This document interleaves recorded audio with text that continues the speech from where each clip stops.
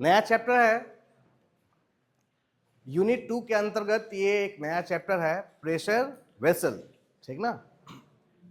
तो देखते हैं ये चैप्टर क्या है, प्रेशर वेसल क्या है और किस विषय में है।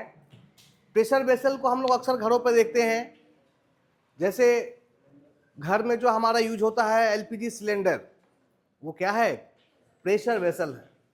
साइकिल की ट्यूब, फुटबॉल, वॉलीबॉल, ये सभी के सभी क्या हैं, कहीं ना कहीं प्रेशर वेसल के एग्जाम्पल्स हैं, ठीक ना। तो प्रेशर वेसल कोई भी क्लोज कंटेनर हो सकता है। प्रेशर वेसल क्या हो सकता है, कोई भी क्लोज कंटेनर हो सकता है जिसका शेप या तो स्फेरिकल होगा या फिर सिलेंड्रिकल होगा, और उसमें जो फ्लूइड होगा उसका जो प्रेशर होगा वो अदर देन एटमॉस्फेयर होगा, यानी एम्बिएंट से अलग होगा। प्रेशर वेसल के अंदर हम उसी फ्लूइड को स्टोर करते हैं जिसका प्रेशर एम्बिएंट से क्या हो, अलग हो, कम हो, ज्यादा हो, लेकिन एम्बिएंट के बराबर ना हो। अगर एम्बिएंट के बराबर होता तो हम उसको खुले बर्तन में रख सकते थे, क्योंकि अगर एम्बिएंट के बराबर प्रेशर है तो उसको क्लोज कंटेनर बनाने की आवश्यकता नहीं। हम कंटेनर को इसलिए क्लोज करते हैं ताकि अंदर के फ्लूइड का प्रेशर एटमॉस्फेयर से क्या हो, डिफरेंट हो, ठीक है। तो कोई भी क्लोज कंटेनर जिसका शेप या तो स्फेरिकल हो या फिर सिलिंड्रिकल हो, जिसमें फ्लूइड को स्टोर किया जाता है, फ्लूइड का मतलब आइदर लिक्विड और गैसेस, और उस फ्लूइड का जो प्रेशर है वो डिफरेंट होगा किससे, एम्बिएंट प्रेशर से। तो हर इस तरह के क्लोज कंटेनर को हम क्या कह सकते हैं, प्रेशर वेसल कह सकते हैं, ठीक है। ध्यान दें, मैंने दो तरह के प्रेशर वेसल की बात की, एक है सिलिंड्रिकल और दूसरा है स्फेरिकल। अक्सर आपने जब कभी ट्रेन से पास होते हैं तो आपने देखा होगा रेलवे लाइन के किनारे तेल की बड़ी सी टंकी रखी रहती है, आईओसीएल या एचपीसीएल का सिंबल बना रहता है, और वहां पर गैस को स्टोर करने के लिए भी अरेंजमेंट रहता है। आप यहां से अगर कोई देवरिया रूट पे गया हो तो आपको लेफ्ट हैंड साइड में कौन सी जगह है, बैतालपुर। बैतालपुर में एचपीसीएल का डिपो है, वहां पे आप इस चीज को विजुलाइज कर सकते हैं, देख सकते हैं लेफ्ट हैंड साइड में, ठीक ना। तो ये सब प्रेशर वेसल है जहां पे हम फ्लूइड को स्टोर करते हैं, क्लियर है। दो तरह के जो प्रेशर वेसल्स हैं, इसमें आप ज्यादातर सिलिंड्रिकल ही देखेंगे। आपने जितने प्रेशर वेसल्स देखे होंगे मैक्सिमम किस तरह के होते हैं, सिलिंड्रिकल। स्फेरिकल प्रेशर वेसल आप वही वॉलीबॉल देखते हो, फुटबॉल देखते हो, ठीक ना, और बहुत कम इनका यूज देखने के लिए आपको मिलता है। लेकिन सिलिंड्रिकल सबसे ज्यादा देखने को मिलता है। फॉर एग्जांपल घर में जो यूज होने वाला प्रेशर कुकर है, जो प्रेशर कुकर है ये भी क्या है, प्रेशर वेसल है, क्योंकि इसके अंदर आप देखिए स्टीम का जो प्रेशर होता है वो एम्बिएंट से क्या रहता है, ज्यादा रहता है। एयर कंप्रेशर, पंचर बनाने की दुकान पर हम देख सकते हैं एक टैंक रखा रहता है, उसमें भी जो हवा है उसका प्रेशर हाई रहता है, मोर देन एटमॉस्फेयर होता है। तो एयर कंप्रेसर में जो सिलेंडर लगा है वो भी क्या है, प्रेशर वेसल है। घर में यूज होने वाला प्रेशर कुकर भी क्या है, प्रेशर वेसल है। मैकेनिकल फील्ड के लिए देखें बॉयलर सेल, बॉयलर का जो सेल होता है वो भी क्या है, किसका एग्जाम्पल है, प्रेशर वेसल का एग्जाम्पल है। बात समझ में आ रही है। तो प्रेशर वेसल में जो हमारा सिलिंड्रिकल और स्फेरिकल प्रेशर वेसल होता है, सबसे ज्यादा देखने के लिए सिलिंड्रिकल मिलता है हमको, क्योंकि इसको बनाना हमारे लिए आसान है, ठीक ना। सिलिंड्रिकल प्रेशर वेसल को की मैन्युफैक्चरिंग आसान है, जिसके कारण इसका कॉस्ट क्या हो जाता है, लो हो जाता है। जबकि स्फेरिकल प्रेशर वेसल का जो डिजाइन है वो टफ होता है, ठीक ना, और इसके कारण उसकी मैन्युफैक्चरिंग लागत जो कॉस्ट है वो क्या हो जाती है, बढ़ जाती है। लेकिन जहां हमारा प्राइम कंसर्न सुरक्षा है वहां पर हम हमेशा स्फेरिकल बनाते हैं, क्योंकि स्फेरिकल ज्यादा सुरक्षित होता है एज कंपेयर टू सिलिंड्रिकल। उसका रीजन है यूनिफॉर्म डिस्ट्रीब्यूशन ऑफ प्रेशर। अगर बॉडी आपका स्फेरिकल है तो प्रेशर का जो डिस्ट्रीब्यूशन होगा वो बिल्कुल क्या होगा, इक्वल होगा, एक समान होगा थ्रू आउट। इसलिए जो स्फेरिकल प्रेशर वेसल है वो ज्यादा सुरक्षित होता है as compare to cylindrical. Cylindrical में भी अगर आप देखेंगे तो साइड का जो वॉल है, ये जो साइड का वॉल, इसको भी हेमिस्फेरिकल कर दिया जाता है, ठीक ना। इसका रीजन भी वही है, ताकि प्रेशर का डिस्ट्रीब्यूशन जो हो वो थोड़ा समान रूप से हो। अगर हम इसको यहां से बंद कर देते सीधे ऐसे, तो भी तो ये प्रेशर वेसल होता, बट इस कॉर्नर पे स्ट्रेस कंसंट्रेशन की वैल्यू क्या हो जाती, बहुत ज्यादा बढ़ जाती। इसलिए ऐसा ना हो, इसलिए इस कॉर्नर्स को क्या कर दिया गया है, राउंड कर दिया जाता है। इसको हेमिस्फेरिकल बोलते हैं। कौन सा शेप होता है भाई, ये हेमिस्फेरिकल से। ये भी सुरक्षा की दृष्टि से किया जाता है, ताकि स्ट्रेस कंसंट्रेशन की वैल्यू ना बढ़े। बात समझ में आ रही है। तो दो तरह के प्रेशर वेसल हैं, सिलेंड्रिकल और स्फेरिकल। सुरक्षित कौन है, स्फेरिकल, और कम सुरक्षित कौन है, सिलेंड्रिकल। लेकिन फिर भी सिलेंड्रिकल का उपयोग ज्यादा है, ठीक ना, क्योंकि इसकी मैन्युफैक्चरिंग लागत क्या होती है, कम होती है। बात समझ में आ रही है। और डिजाइन इसको डिजाइन करना हमारे लिए आसान होता है। क्लियर है। अगर प्रेशर वेसल को आप क्लासिफाई करें, इन प्रेशर वेसल्स को अगर क्लासिफाई किया जाए, तो हमारे पास दो तरह के प्रेशर वेसल मिलते हैं हमें। Thin pressure vessel and thick pressure vessel, ठीक है। प्रेशर वेसल कितने तरह के होंगे, दो तरह के होंगे। एक होगा थिन और दूसरा होगा थिक, ठीक ना। अगर आप थिन प्रेशर वेसल के विषय में सोचें, तो ये घर में यूज होने वाला एलपीजी सिलेंडर, फुटबॉल, वॉलीबॉल, ठीक ना। इसके अलावा बॉयलर का सेल, इसके अलावा एयर कंप्रेसर का टैंक, ये सब किसके एग्जाम्पल हैं, थिन प्रेशर वेसल के। और ये जो थिक प्रेशर वेसल है, ये सामान्यतः आप यूज में नहीं देखते हैं, ठीक ना, क्योंकि इनका यूज आइदर रिफाइनरीज करती हैं या फिर पेट्रोकेमिकल इंडस्ट्रीज करती है। क्लियर है। यहां पर जब हमें फ्लूइड को बहुत हायर प्रेशर पे स्टोर करना होता है, बहुत हायर प्रेशर पे, तब हम क्या यूज करते हैं, थिक प्रेशर वेसल्स का यूज करते हैं। और सामान्य लाइफ में बहुत हाई प्रेशर हमारे लिए कहीं यूज में नहीं आता, इसीलिए हमारा काम किससे चल जाता है भाई, थिन से। इसका उपयोग बेसिकली इंडस्ट्रियल फील्ड में होता है।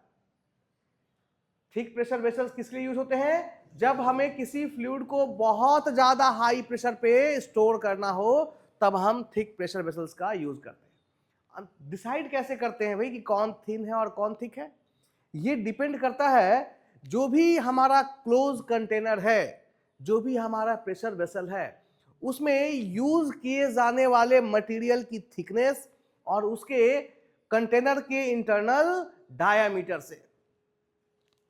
अगर हम D को मान लें, inner dia of pressure vessel, और T को मान लें thickness of material used for pressure vessel. Pressure vessel किसी तरह से मटेरियल का बनेगा, तो T उसकी क्या, मटेरियल की क्या हो गई, थिकनेस हो गई। कितना थिन हमने कितना थिकनेस लिया है, 1 mm, 2 mm, 3 mm, 5 mm या सेंटीमीटर में है, तो ये T को हमने थिकनेस मान लिया और D को मान लिया इनर डायामीटर, आउटर नहीं। कौन सा भाई, inner diameter of the pressure vessel. तो यहां पर हम एक रेशियो फाइंड करते हैं, D/T, inner diameter to the thickness of material.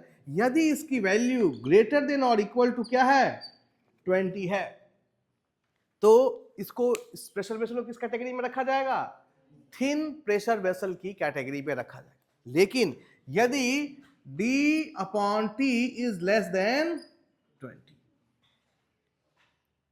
ठीक है, D/T लेस देन 20 है, तो उस प्रेशर वेसल को हम क्या कहेंगे भाई, थिक प्रेशर वेसल कहेंगे। इसका D/T का मतलब समझ में आ रहा है, डायमीटर। ऐसा कब होगा, जब प्रेशर वेसल का डायमीटर क्या हो, कम हो, लेकिन मटेरियल का थिकनेस क्या हो, ज्यादा हो जाए। उस केस में इसकी वैल्यू लेस देन क्या हो जाएगी, 20 हो जाएगी। लेकिन यदि हम देखें घर में यूज होने वाला आपका एलपीजी सिलेंडर, तो उसका डायमीटर सपोज आप कितना मान सकते हैं, 12 इंच या 14 इंच, यही होगा ना, बट उसकी थिकनेस कितनी रहती है, बहुत ही कम। उस केस में D/T का जो रेशियो है वो किससे ज्यादा हो जाता है, तो मोर देन 20 टाइम्स हो जाता है। तो कौन सा प्रेशर वेसल थिन है और थिक है वो इस रेशियो पर निर्भर करता है। इस रेशियो को देख करके हम बता सकते हैं कि हमारा प्रेशर वेसल थिन है या फिर थिक है। क्लियर है? ध्यान दें, इसके अंदर भी दो होंगे हमारे प्रेशर वेसल, एक होगा सिलिंड्रिकल और एक स्फेरिकल। इसमें भी दोनों ही होंगे, सिलिंड्रिकल एंड स्फेरिकल।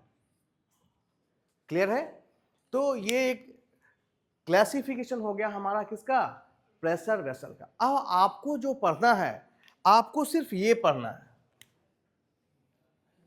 अगर आप सिलेबस देखेंगे तो आपके सिलेबस में क्या है भाई, सिर्फ और सिर्फ थिन प्रेशर वेसल है और आपको सिर्फ यही पढ़ना है। थिक प्रेशर वेसल से हमें अभी कोई लेना देना और पढ़ेंगे भी नहीं। इवन बीटेक में भी थिक प्रेशर वेसल्स नहीं है। अगर आप एमटेक के लिए जाते हैं तो वहां पर आप थिक प्रेशर वेसल्स के डिजाइनिंग सीखते हैं, लेकिन टिल बीटेक हमारा काम किसे चलता है भाई, थिन प्रेशर वेसल से चलता है। और थिन प्रेशर वेसल के अंदर हमें दोनों को पढ़ना है, सिलिंड्रिकल को भी और स्फेरिकल को भी। क्लियर है? आइए थोड़ा सा आगे बढ़ते हैं। इसमें मैंने यहां पर एक प्रेशर वेसल बनाया है, ठीक ना, जिसमें मैं कुछ बेसिक चीजों को दिखाना चाहता हूं।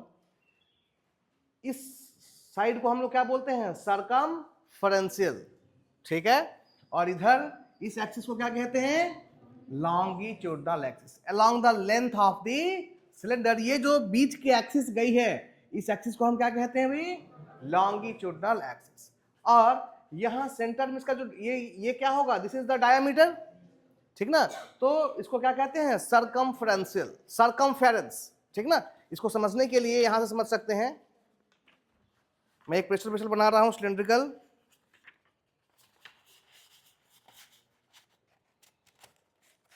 ठीक है, ये हो गया, ये क्या है भाई, लॉन्गिट्यूडनल। और अगर इधर से देखेंगे तो ये सर्कल दिखेगा, इसको क्या बोलेंगे, सरकमफेरेंस। ये क्या है गया, परिधि, सरकमफेरेंस का मतलब परिधि। क्लियर है?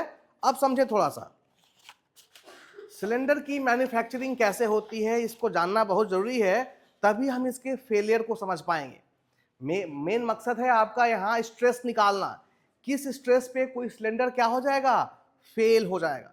तो ये फाइंड आउट करने के लिए पहले हमें ये जानना होगा कि आखिर सिलेंडर बनते कैसे हैं, ठीक है। तो समझें, ये एक सिलिंड्रिकल प्रेशर वेसल है, ठीक है। अगर हमें इसकी लंबाई बढ़ानी हो, अगर हम चाहते हैं कि ये और लंबा हो, तो क्या करेंगे, सेम इसी तरह का एक लेकर के और यहां पर क्या कर देंगे, जोड़ देंगे।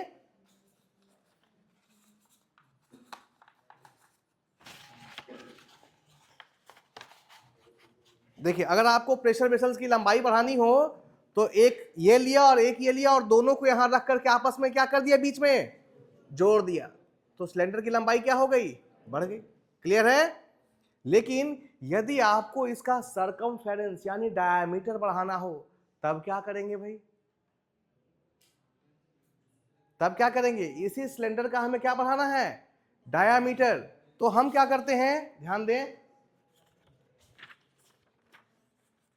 ये आधा हो गया और एक दूसरा आधा ऐसा ही बना करके उसको नीचे से क्या कर देंगे, जोड़ देंगे। बात समझ में आ रही क्या कहना चाह रहा हूं?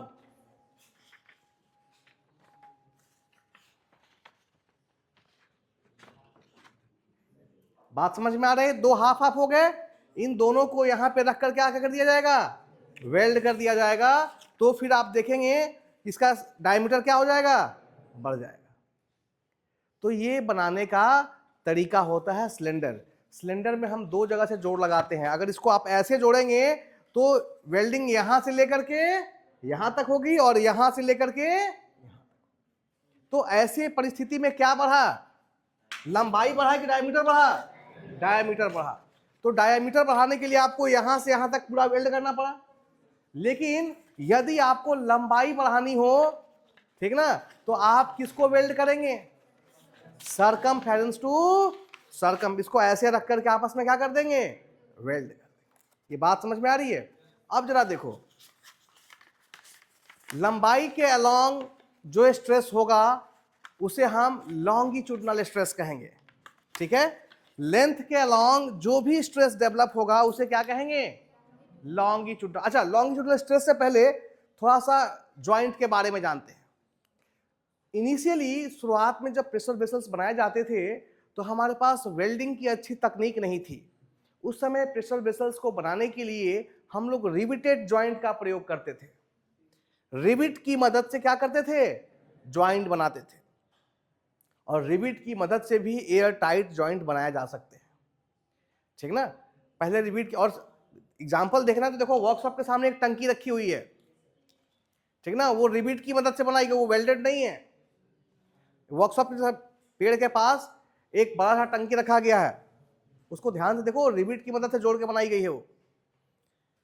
लेकिन अभी जब हमारे पास एडवांस टेक्निक आ चुका है वेल्डिंग का, तो हम लोग प्रेशर वेसल्स को किससे बना रहे हैं भाई? वेल्डिंग से बना रहे हैं। क्योंकि इसमें भी वेल्डिंग ऐसा है कि वहां किसी तरह का लीकेज के कोई चांसेस नहीं रह रहे। बात समझ में आ रही है? तो प्रेशर वेसल्स जब बनते हैं तो अभी वर्तमान में हम उनको वेल्डिंग टेक्निक, वेल्डिंग का मतलब फैब्रिकेशन, किस मेथड से बनाते हैं? Fabrication method. वेल्डिंग को हम लोग फैब्रिकेशन शॉप में सीखते हैं और वेल्डिंग के लिए हम फैब्रिकेशन वर्ड यूज करते हैं, ठीक है। तो कैसे करते हैं भाई, जरा ध्यान से देखेंगे। अगर आपको डायामीटर बढ़ानी हो तो वेल्डिंग कहां करनी पड़ेगी? इस पे करनी पड़ेगी। बात समझ में आ रही है? अगर आपको क्या बढ़ाना है? डायामीटर बढ़ाना, अभी मैंने दिखाया, दोनों को ला करके और जोड़ दिया गया। तो जोड़ने में एक सरकमफ्रेंस तो नहीं जुड़ता है, लेकिन लंबाई में उसको क्या करना पड़ता है? जोड़ना पड़ता है। अभी मैंने दिखाया था एग्जांपल। अगर आपको सरकमफेरेंस बढ़ाना है तो दो हाफ सर्कल टाइप का सिस्टम लेंगे ऐसा, और दोनों को यहां रख करके क्या कर दिया? तो वेल्ड किसको करेंगे? इसी पोर्शन को करेंगे ना। सरकमफेरेंस में कोई जॉइंट बना क्या? नहीं। क्लियर है? लेकिन यदि आपको लंबाई बढ़ानी हो तो आप इसको ऐसे जोड़ेंगे बीच में से। तो ध्यान दें, अगर आपको लंबाई बढ़ानी है तो आप इसको कैसे वेल्ड करेंगे? इसके अलोंग। और यदि डायामीटर बढ़ाना है तो आप इसके अलोंग करेंगे, ठीक है। बात समझ में आ रही है? आप जरा देखो, यहां पर सीखना बड़ा इंपॉर्टेंट है, हमेशा ये आपको कंफ्यूजन देगा। ध्यान दें, लॉन्गिट्यूडनल एक्सिस ये बीच वाली थी, इसके अलोंग जो भी स्ट्रेस डेवलप होगा,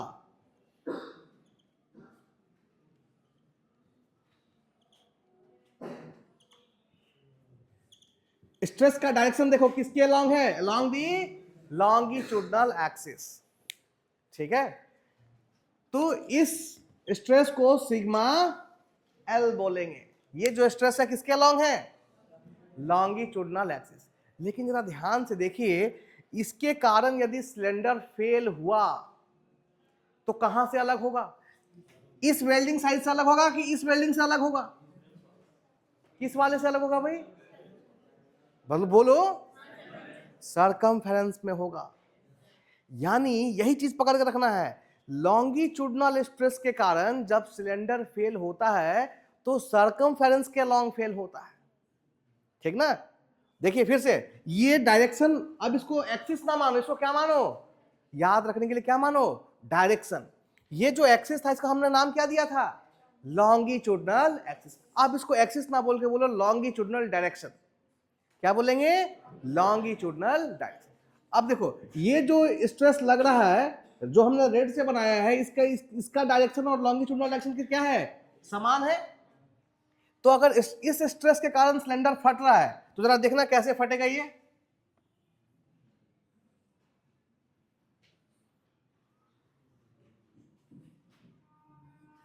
ऐसे ही फटेगा ना। यहां से ये हिस्सा आधा अलग, क्योंकि हमने लंबाई बढ़ाने के लिए दोनों को ला करके बीच में जोड़ा था, तो ये वाला अलग और ये वाला। क्यों? क्योंकि स्ट्रेस इस डायरेक्शन में लग रहा है, तो फटेगा भी ऐसे ही फटेगा। तो जब ऐसे फटा तो ध्यान दे स्ट्रेस कौन सा था, और सिलेंडर किस दिशा में फेल हुआ है? सरकमफेरेंस के अलोंग फेल हुआ है। बात समझ में आ रही है? तो जब भी सरकमफेरेंस के अलोंग प्रेशर वेसल फेल हो तो उसके लिए कौन सा स्ट्रेस जिम्मेदार होगा? Longitudinal stress. यही पकड़ के रखना है। अब उल्टा चल के देखो थोड़ा सा। अब मान लो एक तो ये वेल्डिंग समझ में आई कैसे वेल्डिंग हुई थी, दूसरा समझो जरा। दूसरी वेल्डिंग कहां पे की गई है भाई? लंबाई में, यहां से यहां तक। अब जरा देखो ये कभी अगर फटता है तो कैसे फटेगा?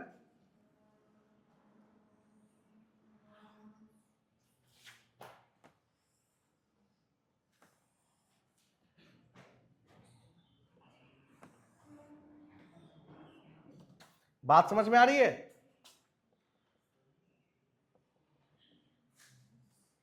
हाँ जी, अब देखना ध्यान से।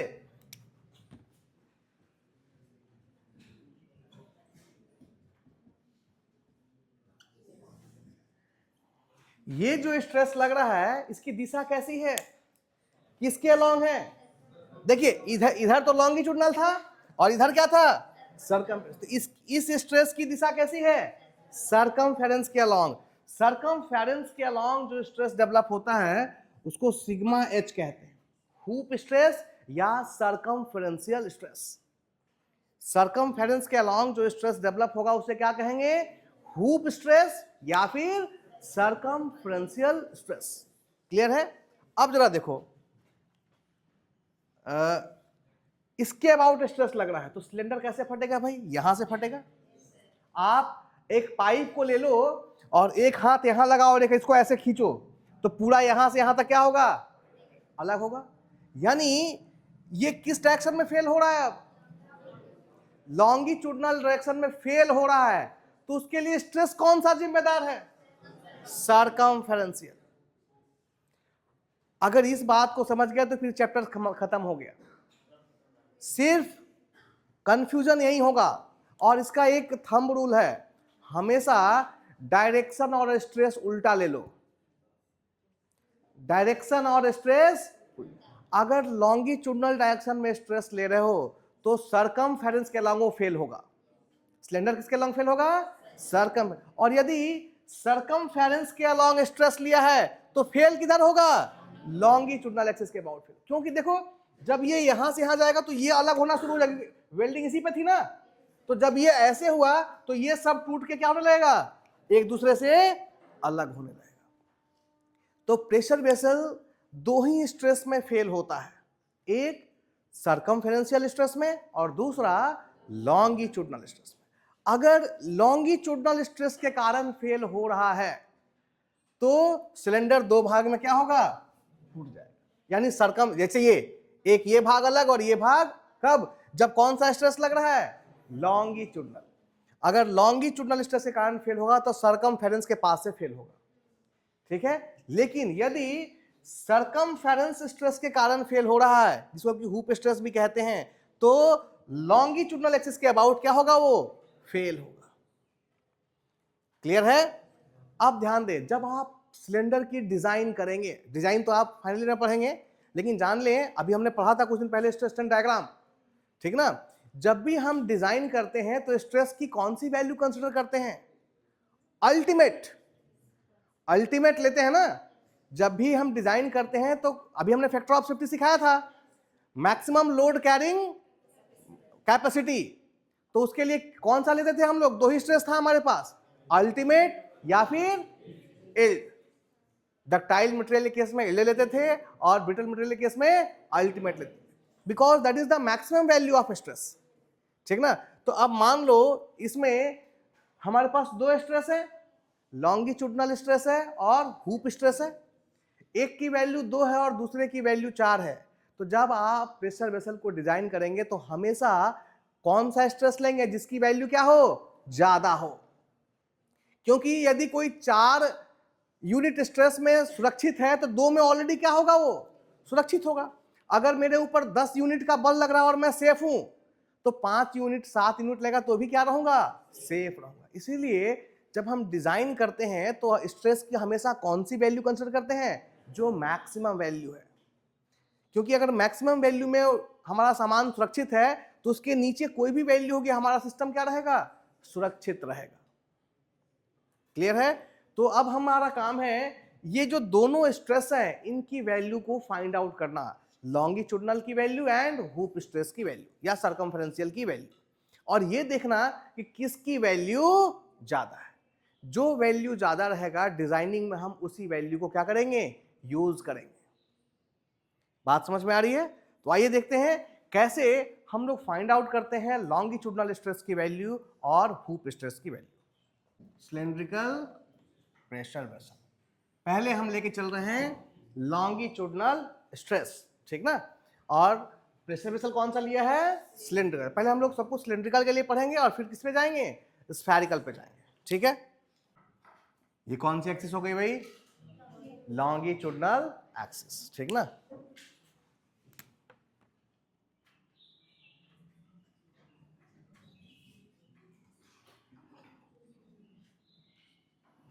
और सिलेंडर ऐसे फट रहा है, ठीक ना, ऐसे फेल हो रहा है, इसका मतलब ये कौन सा स्ट्रेस लग रहा है, क्योंकि इस एरो का डायरेक्शन देखिए किसके अलोंग है, लॉन्गिट्यूडनल एक्सिस के अलोंग। इसका मतलब इसे आप क्या कहेंगे, सिग्मा एल, लॉन्गिट्यूडनल स्ट्रेस, ठीक है।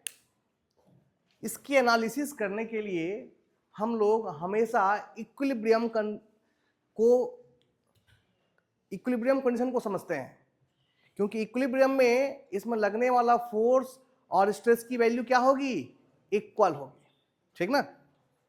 मान लो इस सिलेंडर के अंदर कोई गैस थी जिसका प्रेशर कितना था, P था।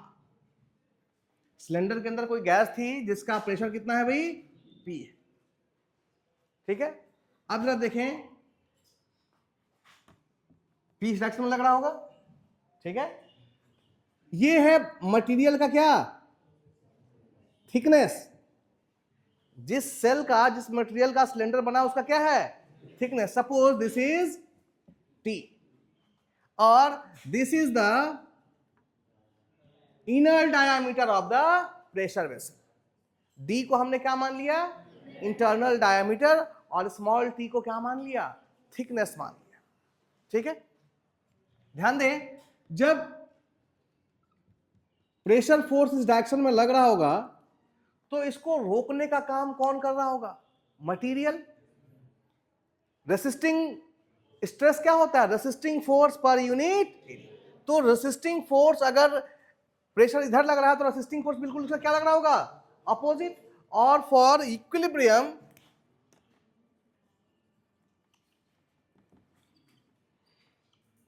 Pressure force is equal to F R, जहां एफ आर क्या है, resisting force, and F P क्या है। बात समझ में आ रही है?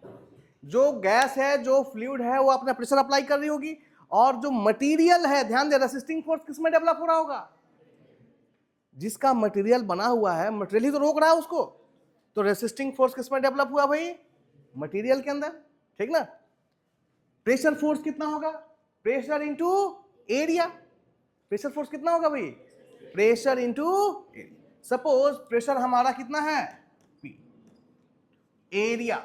ध्यान दें, ये प्रेशर कितने एरिया पे लग रहा होगा, क्योंकि ये सिलिंड्रिकल है तो कितना प्रेशर एरिया क्या लेंगे, सिलेंडर को कहीं से भी काटोगे तो क्रॉस सेक्शनल एरिया कैसा मिलेगा, क्रॉस सेक्शनल एरिया सर्कल होगा ना। एक पाइप को लेकर 10 जगह काटो तो क्रॉस सेक्शन क्या मिलेगा, हर जगह सर्कल मिलेगा। तो ये प्रेशर सर्कल के ऊपर लग रहा होगा। सर्कल का एरिया कितना, पाई बाई 4d स्क्वायर। तो ये प्रेशर फोर्स हो गया, प्रेशर इंटू एरिया क्या देता है, pressure force. Now resisting force, अगर सिग्मा एल लॉन्गिट्यूडनल स्ट्रेस है, तभी तो ये फेल हो रहा है। तो स्ट्रेस इज इक्वल टू क्या होता है, फोर्स पर यूनिट। तो यहां पर ये जो फोर्स होगा इस स्ट्रेस की बदौलत है, ये फोर्स इस फोर्स का मैग्नीट्यूड हमेशा किसके बराबर होगा, रेसिस्टिंग फोर्स के बराबर। सो यहां से हम लिख सकते हैं, इसको हम सिंपली क्या कर दें, F R is equal to sigma L into A. Clear है? सो यहां पर फोर्स कितना हो जाएगा, सिग्मा एल इंटू एरिया। ठीक ना? आप जरा ध्यान दीजिए, स्ट्रेस किस एरिया पे डेवलप हुआ होगा, इस पे डेवलप हुआ होगा ना भाई। स्ट्रेस तो मटेरियल के अंदर डेवलप हुआ है ना, तो मटेरियल तो सिर्फ आउटर रीजन में है ना। प्रेशर वेसल बनाते हैं तो अंदर तो खोखला रहता है, सिर्फ मटेरियल कहां से है, साइड से। तो इसका एरिया कितना होगा, इसकी परिधि कितनी हो गई, पाई डी। परिधि कितनी हो गई, पाई डी। और उसमें अगर हम किससे मल्टीप्लाई कर दें, थिकनेस से, तो उसका एरिया मिल जाएगा हमें। भाई ये जो स्ट्रेस डेवलप हुआ ये मटेरियल के ऊपर हुआ ना। स्ट्रेस किस में निकालते हैं, मटेरियल में निकालते हैं। बात समझ में आ रही है? तो मटेरियल का एरिया कितना हुआ, मटेरियल तो खोखला है ना, सिर्फ आउटर में मटेरियल है, अंदर से क्या है, प्रेशर वेसल खोखला होता है। तो ये मटेरियल है, तो इसका परिधि कितना होगा, पाई इंटू, और मान लो इसकी थिकनेस कितनी है, टी है, तो इसका एरिया कितना हो जाएगा, पाई डी इंटू टी। तो एरिया की जगह मैं यहां क्या लिख दूं, pi D into T, stress into area. ये स्ट्रेस हो गया इंटू एरिया, यही तो क्या देगा हमें, रेसिस्टिंग। अब जरा देखें, कुछ कुछ कैंसिल हो रहा है, पाई और डी भी कैंसिल हुआ, ठीक ना। तो अब यहां से हम क्या निकाल लेंगे, लॉन्गिट्यूडनल स्ट्रेस की वैल्यू निकल जाएगी। It will be P D upon 40। This is the value of longitudinal stress in case of cylindrical pressure vessel. किसके केस में आई है, सिर्फ और सिर्फ सिलिंड्रिकल प्रेशर वेसल के केस में। बात समझ में आई? और इस पे अगर आप देखेंगे एसएससी को उठा के, तो कई सारे क्वेश्चन पूछ रखा है, या तो लॉन्गिट्यूडनल स्ट्रेस निकालने के लिए देता है या फिर हुप स्ट्रेस निकालने के लिए देता है। एक होता है पीडी बाई 40 और अभी एक निकालेंगे, एक आएगा पीडी बाई 2t। क्लियर है? और इस पे बहुत सारे न्यूमेरिकल अलग तरह के बनते हैं। आइए देखते हैं, सीखते हैं हुप स्ट्रेस को। सर्कमफेरेंशियल और hoop stress in cylindrical pressure vessel. ठीक है, सब कुछ सेम है, सिर्फ हमने स्ट्रेस का नाम चेंज कर दिया, सर्कमफेरेंशियल और हुप कर दिया। ठीक है, अब थोड़ा डायग्राम देखें इसका। हाँ बोले बोले।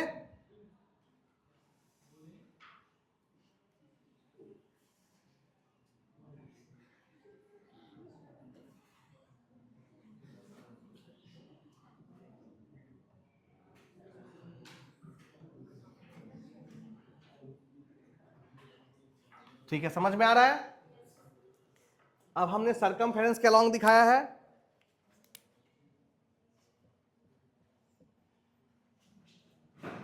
इसको क्या बोलेंगे, सिग्मा एच। ठीक है, फिर से बात वही आएगी, जब हमको ये निकालना है तो अगेन डायमीटर डी होगा, मटेरियल की थिकनेस टी होगी, और इक्विलिब्रियम पे क्या इक्वल होगा भाई, क्या ये प्रेशर फोर्स किसके बराबर होगा, रेसिस्टिंग फोर्स के बराबर होगा। तो at equilibrium F P is equal to F R. Clear है?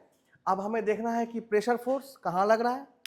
ठीक है, तो सिलेंडर में जो गैस होगी वो ऊपर की तरफ धक्का दे रही होगी, तभी तो ये ऊपर वाला ऊपर भागेगा और नीचे वाला नीचे भागेगा। ठीक ना? तो अगर प्रेशर P है इनटू एरिया, और रेसिस्टिंग फोर्स में भी क्या हो जाएगा, sigma H into area. Clear है? अब यहां पर गलती हमेशा होती है एरिया सिलेक्ट करने में। ध्यान दें, यहां पर सीखने वाली चीज वही है कि हम एरिया को कैसे देखें। अगर एरिया नहीं देख पाएंगे यहां पर तो बार बार गलती होगी। एरिया को देखने का तरीका है, ये देखिए, इसको ऐसे मोड़ दिया, ठीक ना। ये सपोज करो इस सिलेंडर का ऊपरी हिस्सा है और यहां से ऊपर से ऐसे फट रहा है, ठीक है, यानी गैस ऐसे प्रेशर लगा रहा होगा, क्लियर है। तो प्रेशर कितने एरिया पे लगा, इस एरिया पे लग रहा है। तो जरा देखो, ये हो गई लंबाई। अगर हमने सिलेंडर की लंबाई को क्या मान लिया, L, और डायमीटर कितना है, D, और मटेरियल का थिकनेस कितना है, P, ठीक है। तो जरा देखो ये प्रेशर P कितने एरिया पे लग रहा है, ध्यान से देखें, यही तो एरिया है, ये और ये क्या बना, रेक्टेंगल। भाई हम प्रेशर को कहां मानेंगे, सेंटर में मानेंगे ना। तो सेंटर में मानेंगे तो ये आधा ऊपर जाएगा और आधा नीचे जाएगा,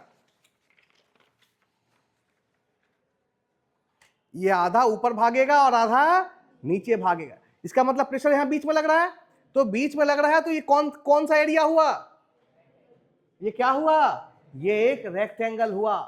क्योंकि प्रेशर जिस एरिया पे लग रहा है, अगर आप पाइप को काट के दो भाग में करो तो आप देखोगे कि क्या मिलेगा आपको, एक रेक्टेंगुलर मिलेगा। प्रोजेक्टेड एरिया देखते हैं किस पे प्रेशर लग रहा था, ठीक ना। तो इस पे भी अगर देखेंगे तो ये लंबाई हो गई और ऊपर वाला भी क्या हो गया, लंबाई, और यहां से यहां तक और यहां से यहां तक ये क्या हो गया, तो ये आपका D है, ये आपका D है, और यहां से यहां तक क्या है, L है। तो एरिया कितना हुआ, L इंटू, कॉन्सेप्ट क्लियर है। सिर्फ गलती यही हो गई, एरिया कैसे ले रही है बात समझ में नहीं आएगी। तो हमें समझना होगा कि अगर पाइप, और जब भी ऐसा लगे तो एक पाइप को बीच में से काट दो और काट के देखो कौन सा एरिया दिख रहा है। आप जब भी, आपको कौन सा एरिया दिख रहा है भाई, रेक्टेंगल दिखेगा। प्रोजेक्टेड एरिया हमेशा क्या है, एक रेक्टेंगल है। बात समझ में आ रही है। तो रेक्टेंगल का एरिया होता है L इंटू, यहां के हिसाब से लंबाई गुने चौड़ाई, तो लंबाई हो गया L और चौड़ाई हो गया D, ठीक ना। तो pressure into L into D, ये दोनों L इंटू D, लंबाई गुना चौड़ाई, क्या दे दिया हमको, area, is equal to sigma H into, इसका जरा देखिए एरिया, इसके लिए एरिया कौन सा होगा भाई, मटेरियल, ध्यान से देखेंगे, मुझे एक सिलेंडर लेके आना चाहिए था, एक पाइप काट के लाना चाहिए था, तो ज्यादा अच्छे से मैं बता पाता। ये दोनों ज्वाइंट थे, यही दोनों ज्वाइंट है ना। अब ये फटेंगे तो यहीं से फटेंगे ना, बात समझ में आ रही। तो यहां से यहां तक का वेल्ड जो ज्वाइंट है वो टूटेगा, क्लियर है। तो जो रेसिस्टिंग डेवलप हो रही होगी, रेसिस्टिंग फोर्स, वो यहां से यहां तक के मटेरियल में तो डेवलप हो रही होगी ना। और यहां से यहां तक कितनी जगह है, एक यहां और एक यहां, दो जगह है। बात समझ में आ रही है ना। देखें इसका एरिया कितना होगा, ये लंबाई हो गई और इसकी थिकनेस, लेकिन थिकनेस 2 गुना लेनी पड़ेगी, क्योंकि इतना थिक इधर है और इतना ही थिक इधर भी है। ये देखिए, अगर इसकी थिकनेस T है और इसकी थिकनेस कितनी है, T है, तो इधर के लिए भी T लेंगे और इधर के लिए भी T लेंगे। बात समझ में आ रही है। ध्यान से देखेंगे, थोड़ा सा मुझे खोल के ही दिखाना पड़ेगा तब क्लियर होगा।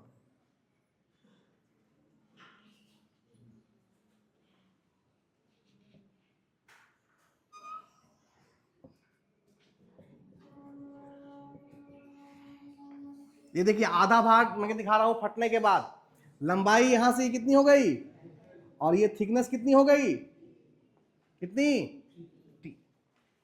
तो अब हमें एरिया लेना होगा जिस पे स्ट्रेस डेवलप, तो क्या स्ट्रेस सिर्फ इस पे डेवलप हुआ, इस पे डेवलप नहीं हुआ क्या, हाँ जी हुआ। तो मटेरियल का एरिया कितना हुआ जिस पे स्ट्रेस डेवलप हो रहा है, देखिए ध्यान से, L इंटू 2T, ये इतना T है और ये भी तो T है भैया, हाँ। तो टोटल एरिया कितना होगा, ये पूरा और ये, तो लंबाई हो गई पूरे की L और चौड़ाई ये भी T और ये भी T, कुल चौड़ाई कितनी हुई 2T, ठीक ना। सो यहां पर L इंटू, ये कॉन्सेप्ट क्लियर है। देखिए अगर इस बात को नहीं समझेंगे तो ये चीज कभी समझ में नहीं आएगी। जब पाइप टूटेगा या प्रेशर वेसल फटेगा बीच में से, तो जितना मटेरियल है वो सब रेसिस्ट करेगा। तो मटेरियल यहां से यहां तक है और यहां से यहां तक है। हाँ, एक दे इधर आओ, इधर आओ, इसको काट के जरा निकालो। निकाल लिया? इसको भी काट के ले आओ इसके बगल में। कितने एरिया पे स्ट्रेस डेवलप हो रहा होगा? अब बताओ, एल दोनों का अलग अलग होगा कि एक ही होगा? भाई रेक्टेंगल बनाना ये, तो इसकी लंबाई कितनी हुई? एल, और चौड़ाई ये टी और ये टी, टोटल कितना हुआ? 2t। तो एरिया कितना हुआ? लंबाई गुने, समझ में आया कि लंबाई में 2l नहीं लेंगे, चौड़ाई दो जगह है ना, यहां भी और यहां भी, दोनों साइड है ना। ठीक है, अब जरा देखिए क्या आएगा। एल से एल कैंसिल, तो सिग्मा एच हुप स्ट्रेस कितना आ गया? PD upon 2t। This is the value of hoop stress. Clear है? इस तरीके से हम लोग लॉन्गिट्यूडनल स्ट्रेस और हुप स्ट्रेस को डिराइव करते हैं। बात समझ में आ रही है? एक चीज जाने, अगर स्फीयर है तो वहां लंबाई चौड़ाई ऊंचाई सब क्या होगा? बराबर होगा। वहां कोई लॉन्गिट्यूडनल एक्सिस नहीं होगी। क्लियर है? तो वहां स्ट्रेस भी एक ही डेवलप होगा। कौन सा? हुप और सरकमफेरेंशियल स्ट्रेस। क्लियर है? वहां लेंथ तो है नहीं, तो कोई लॉन्गिट्यूडनल स्ट्रेस डेवलप नहीं होता है। ठीक है ना? तो वहां पर स्फेरिकल प्रेशर वेसल के केस में हम सिर्फ क्या निकालते हैं? सरकमफेरेंशियल और हुप स्ट्रेस निकालते हैं। क्लियर है?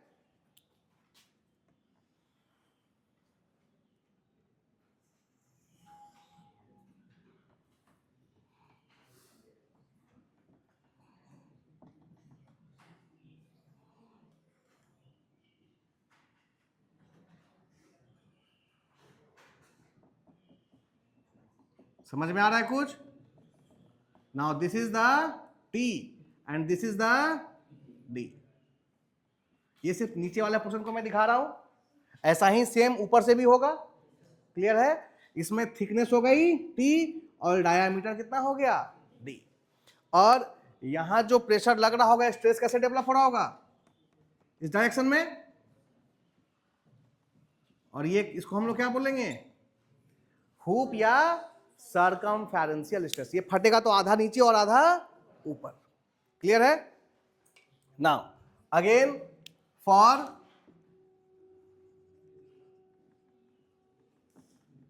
Equilibrium, F P is equal to F R. Pressure को अगर मैं P मान लूं तो P into area is equal to hoop stress या फिर circumferential stress into area. Now P, आप बताएं, प्रेशर इसी पे लग रहा होगा ना? ध्यान देंगे, प्रेशर किस पे लग रहा होगा मैं बना रहा हूं।